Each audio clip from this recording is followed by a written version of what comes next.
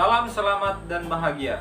Pada video kali ini saya akan membahas tentang modul 2.2, di mana di sana adalah proses pembelajaran yang berpihak pada murid, yaitu pembelajaran KSE. Di video kali ini, pembelajaran KSE akan dikolaborasikan dengan pembelajaran berdiferensiasi, yaitu proses pembelajaran menurut KSE dan pembelajaran berdiferensiasi yang akan saya tuangkan melalui FPP dan kegiatan pembelajaran yang nantinya sebentar akan saya tampilkan di sekolah saya di SMP Negeri 3 Melengkung. Jadi simak terus video ini sampai selesai sehingga teman-teman sekalian dalam forum berbagi ini mendapat pencerahan tentang bagaimana proses pembelajaran berdiferensiasi dan metode KSE yang dimasukkan dalam proses pembelajaran. Oke, itulah sekilas pembukaan saya. Nanti simak terus video sampai selesai. Terima kasih.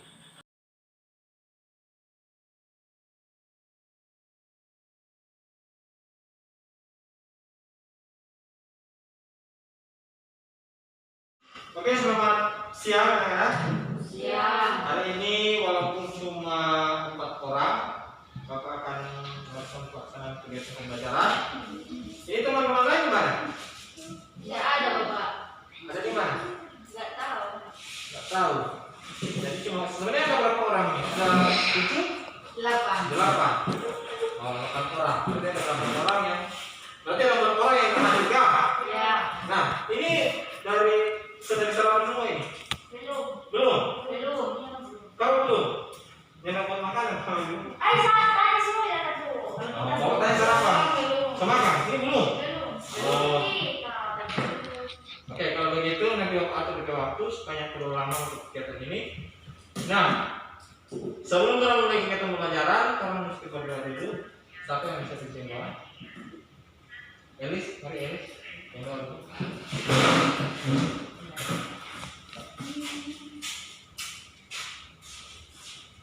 Teman-teman, sebelum kita mulai kegiatan pembelajaran, Tuhan Yesus Kristus, sekarang anak-anakmu akan mulai pembelajaran. Tuhan Engkau tuntun dari awal hingga berakhirnya, yang boleh jadi seterus yang kehendakmu.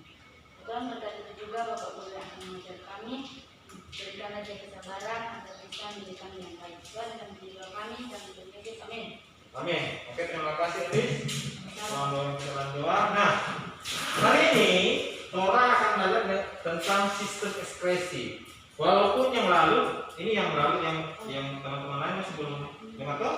Kemarin yang lalu Bapak sempat jelaskan toh di tim Elis toh. Bapak sempat jelaskan tentang sistem ekspresi ini. Untuk itu, karena tidak ada PowerPoint, tidak ada media, karena berhubung ini melalui kegiatan belajar di rumah, jadi tidak ada media.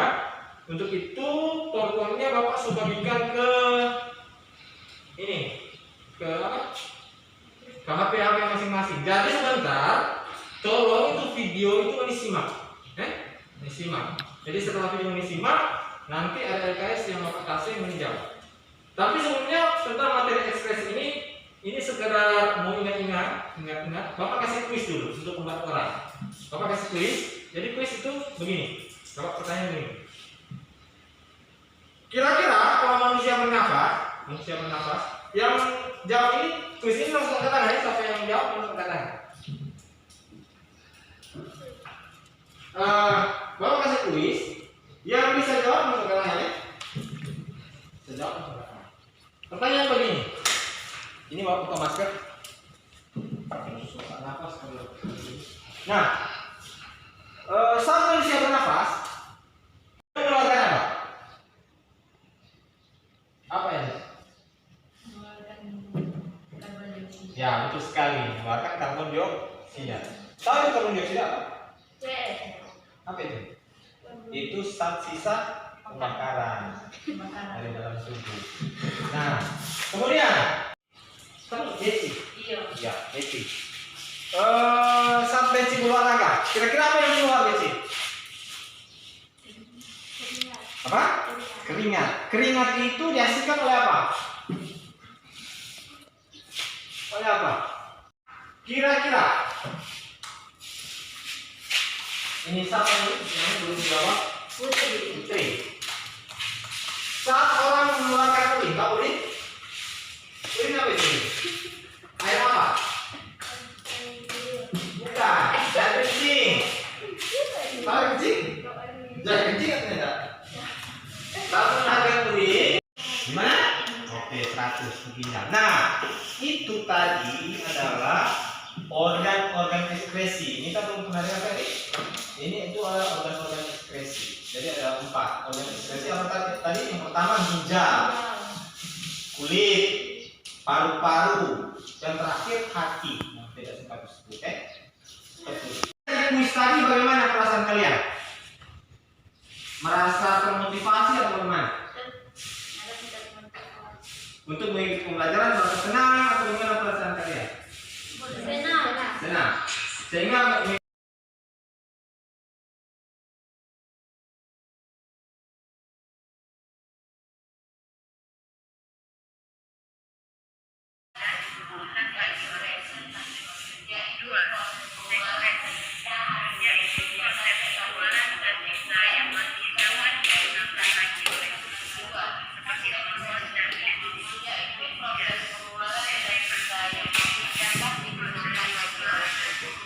seperti hormon dan enzim. 3. Defekasi, yaitu proses pengeluaran bersisa hasil pencernaan melalui anus. Pada bahasan video ini, kita akan membahas proses pengeluaran bersisa hasil dari kegiatan metabolisme yang tidak dibutuhkan lagi oleh pada manusia. Terdapat 4 organ yang bertanggung jawab dalam sistem ekspresi, yaitu ginjal,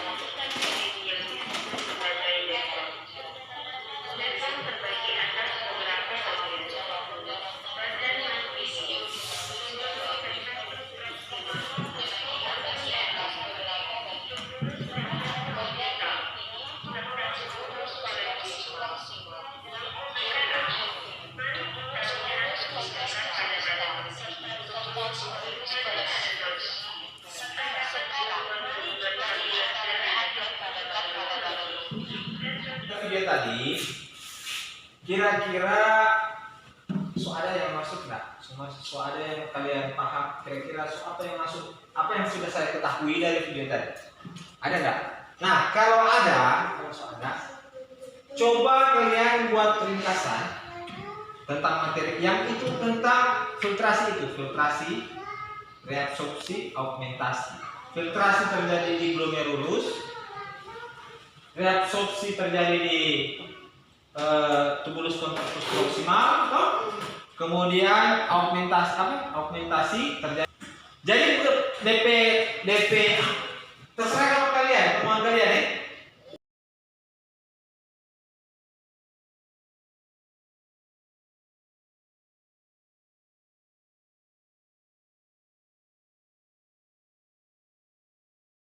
Terima kasih atas kesempatan yang diberikan kepada saya. Saya akan menjelaskan kembali yang saya ketahui tentang augmentasi. Augmentasi itu terjadi di tubulus contractus distal. Urin yang dihasilkan oleh augmentasi adalah urin sebenarnya. Dan yang tidak diperlukan dalam proses augmentasi berupa hormon, zat antibiotik, zat obat-obatan, amonia, dan zat-zat lainnya. Terima kasih.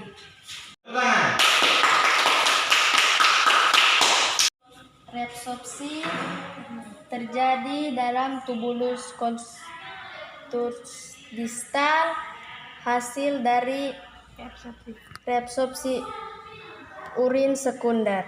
Urin sekunder tidak mengandung glukosa dan asam amino dan hanya termasuk air, urea, amonia, dan garam-garam mineral.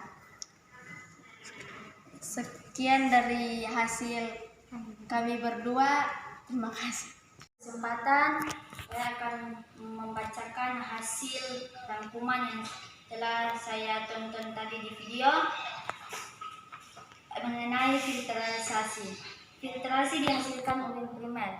Filtrasi terjadi di glomerulus dan bagian yang menyelubungi glomerulus disebut kapsul Bowman atau simpai Bowman.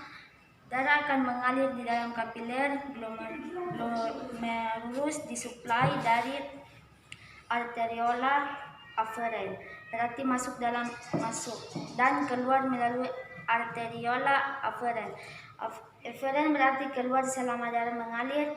Karena pengaruh tekanan menyebabkan molekul-molekul kecil di dalam darah terdorong keluar dari glomerulus melalui ruang antar sel-sel endotel kapiler glomerulus, sedangkan molekul-molekul besar seperti protein dan lemak tidak dapat melewati ruang antar sel-sel endotel kapiler.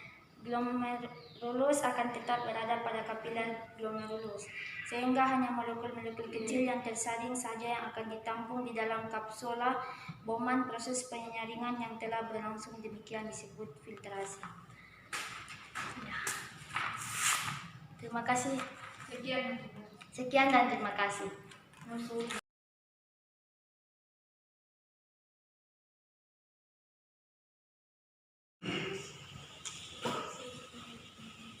Oke, di sini Bapak sudah bagi dua kelompok, yaitu kelompok A dan kelompok B. Bapak akan memberikan clue, kalian sebentar akan membahas.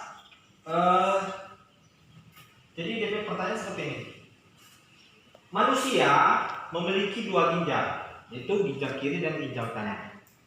Pertanyaannya begini, itu dibahas di kelompok, sebentar nanti kalian sampaikan kira-kira seperti apa. Kalau manusia hanya hidup dengan satu ginjal, apa bisa atau tidak? Silakan kalian bahas dulu di kelompok. Oke? Silakan. Kalaupun kalian tahu, kalaupun bisa berikan alasan, kalau tidak berikan alasan. Jadi kalian saling diskusi itu di kelompok. Oke? Bisa begitu? Sudah. Oke, silakan diskusi dulu.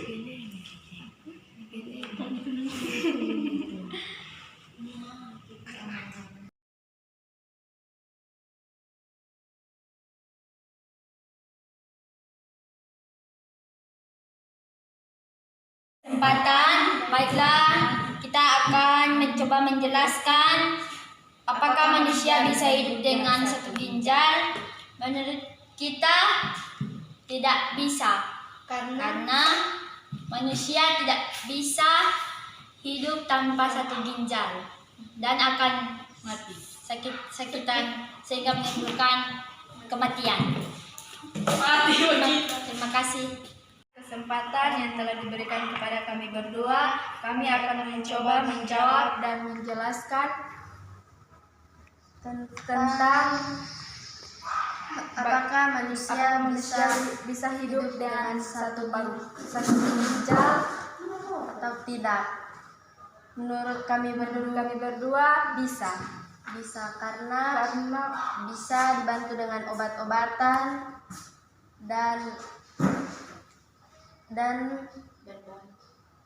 dan manusia juga tidak bisa bertahan dengan hanya obat-obatan.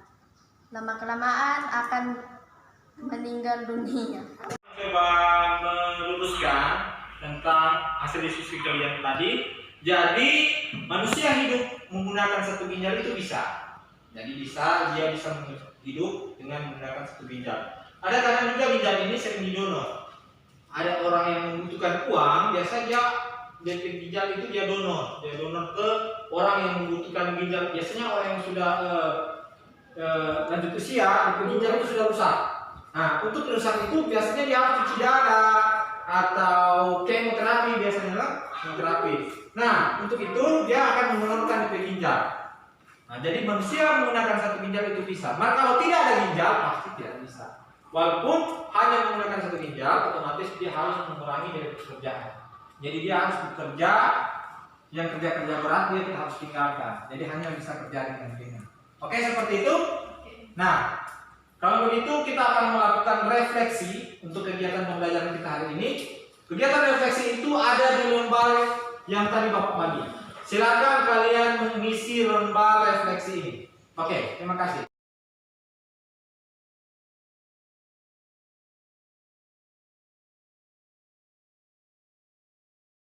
Oke, itu adalah lembar observasi yang Bapak bagikan kepada kalian. Jadi lembar observasi itu silakan kalian isi menurut perasaan yang kalian alami. Sebagai terbaca di situ di keterangan-keterangan apakah lewat kegiatan pembelajaran kelompok tadi apa yang kalian rasakan, bagaimana perasaan kalian, isilah di lembar observasi yang telah Bapak berikan. Oke?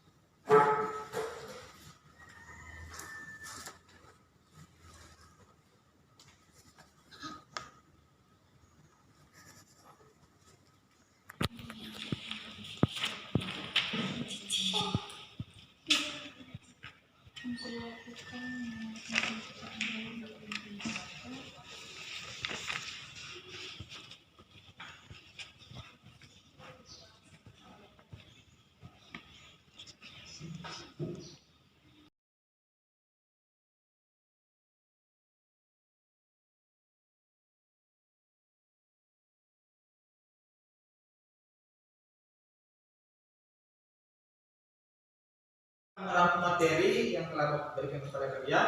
Jadi kalian telah mempelajari tentang proses ekspresi. Jadi ekspresi itu adalah proses pengeluaran sisa metabolisme yang tidak dibutuhkan lagi oleh tubuh. Nah, proses itu terjadi di 4 organ. Jadi yang pertama adalah organ ginjal, kemudian kulit, paru-paru, hati. Ginjal mengeluarkan apa? Ginjal mengeluarkan apa tadi? Urin.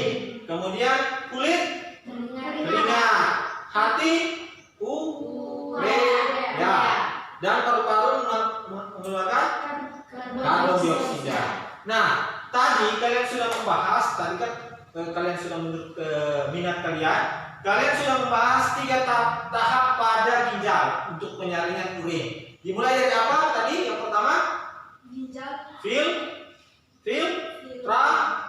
filtrasi. Kemudian yang kedua, reabsorpsi, dan terakhir augmentasi. Filtrasi terjadi di glomerulus, reabsorpsi terjadi di tubulus contractus proximal, dan augmentasi terjadi di tubulus contractus distal. Oke, sampai di sini semoga kalian senang dan bahagia lewat kegiatan pembelajaran ini. Untuk itu, sebelum kita tutup, Bapak minta 1 orang lagi untuk menutup kita dalam doa. Jadi Bapak minta 1 orang berdoa untuk menutup kegiatan pembelajaran ini. Mari, 1 orang dari kelompok ini. Siapa? Mari di depan.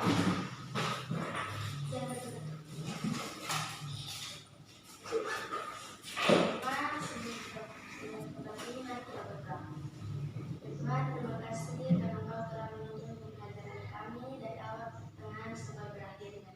Ya Tuhan, ini yang menjadi doa kami hanya di dalam Yesus Kristus berkata. Amin. Ya, kita ketemu ulang nanti di pertemuan selanjutnya. Terima kasih.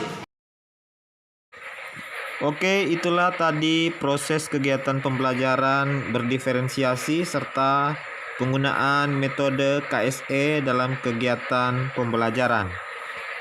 Dan saya harap proses kegiatan pembelajaran ini dapat terus berlangsung untuk kemajuan pendidikan di Indonesia. Terima kasih.